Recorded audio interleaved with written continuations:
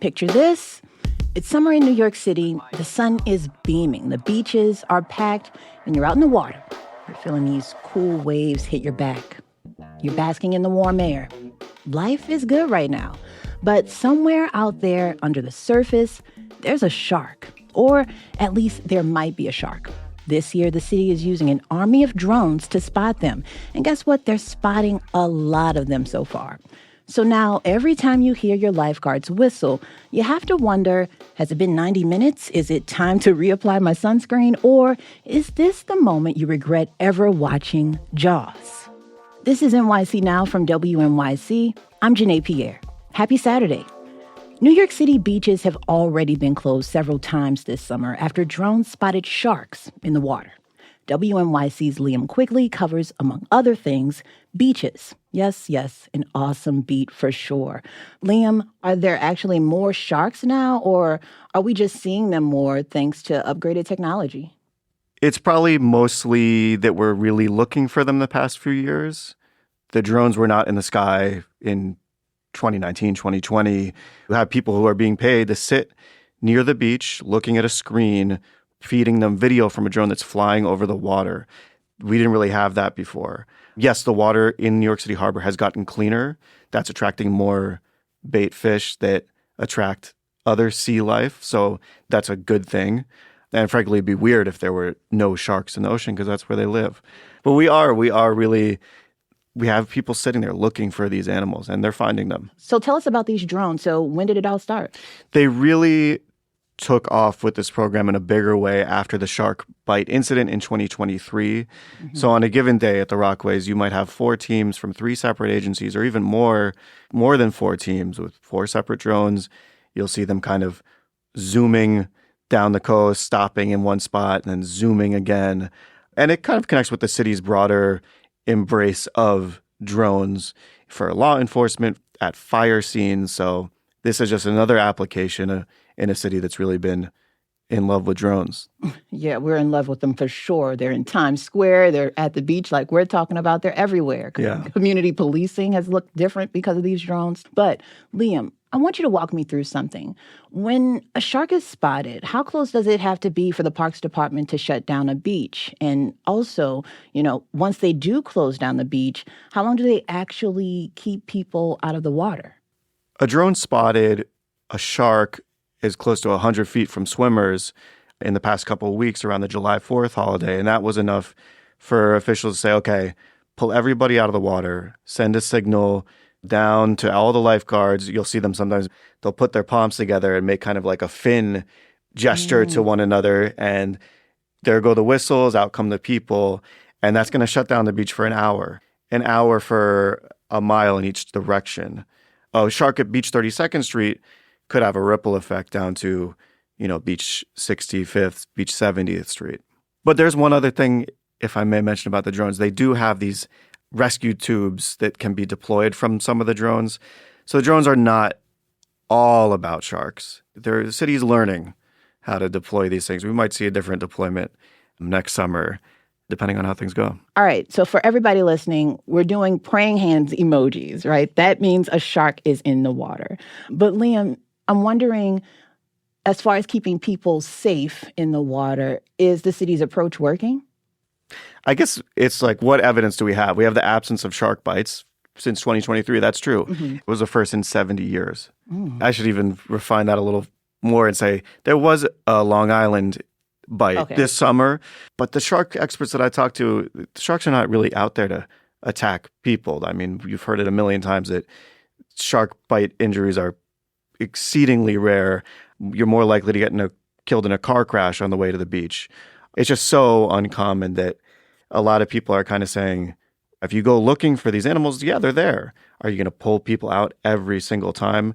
Right now, that's the plan, according to the Deputy Mayor for Public Safety, who's kind of overseeing the drone deployment at the beach. That's WNYC's Liam Quigley. Thanks a lot, Liam. Thank you. See you at the beach. See you there.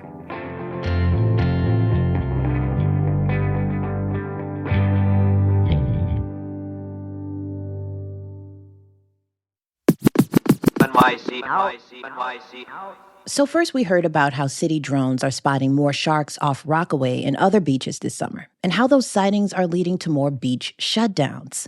But what do we really know about these sharks? To help us separate fact from fiction, we're joined by Hans Walters. He's a curator at New York Aquarium and a marine biologist who's been studying sharks for decades. Hans, thanks so much for joining us.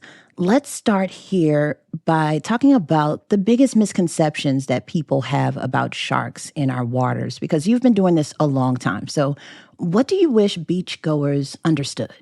Well, I'd like them to understand that the sharks have been here for millions of years. What we are seeing is nothing new.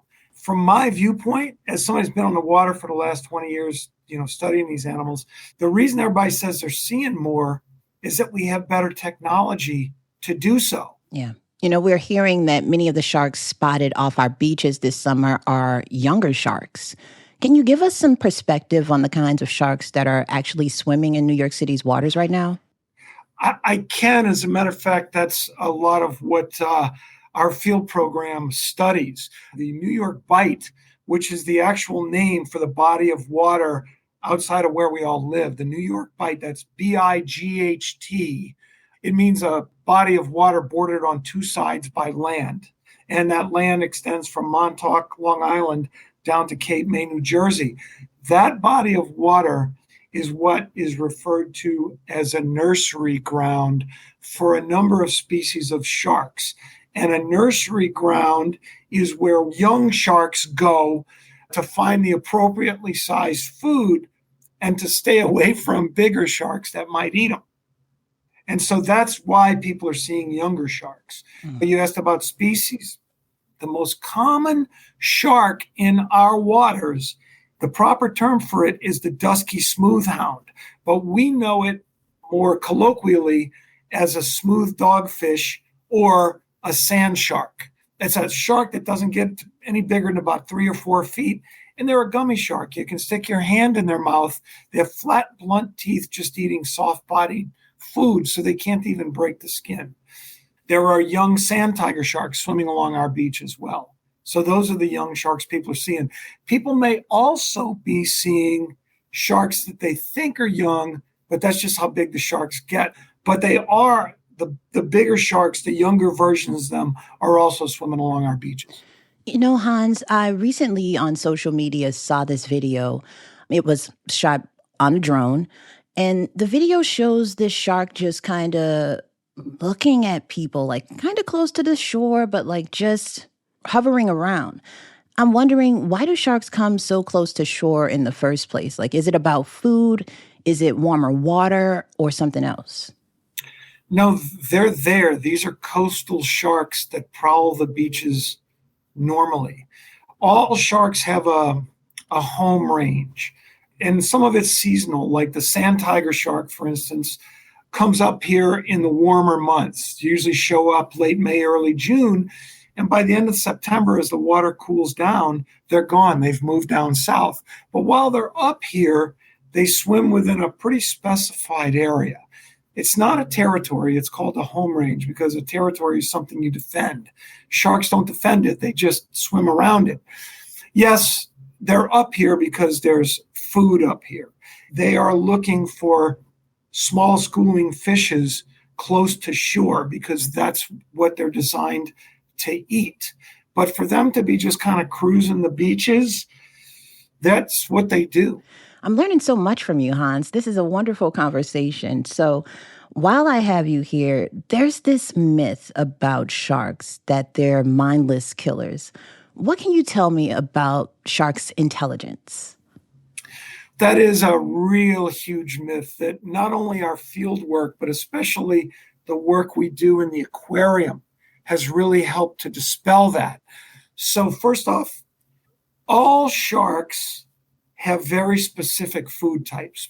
All of the sharks we're discussing that are swimming along our coast and sharing the ocean with us, they eat small schooling fish, meaning something that's maybe a foot long or so, something that they can put in their mouth and swallow whole. So they don't recognize things our size, whether it be us or other animals as big as us, as food. The second thing is we have 5 senses. Sharks have 6. They're not blind. They see well. Yes, they have a legendary sense of smell, but they have great hearing, touch, taste. And studies have shown that when compared to other fish, they tend to have bigger brains. We have sharks here at the New York Aquarium. All of our sharks are trained in certain behaviors that help us to better care for them. And I think we're learning every day how willing these supposed lower animals are to work with their caregivers. You mentioned that sharks have 6 senses and a really strong sense of smell. So I want to settle this once and for all. Can sharks really smell a single drop of blood from miles away, or is that just like some Hollywood hype? It's not Hollywood hype. It's a misrepresented statistic. You can't go with distance. And I'm going to give you an example. If you're on a beach and the wind is blowing the right way, somebody barbecuing a good distance away, you might smell it. But let's just say you live right near a paper mill or a sewage plant.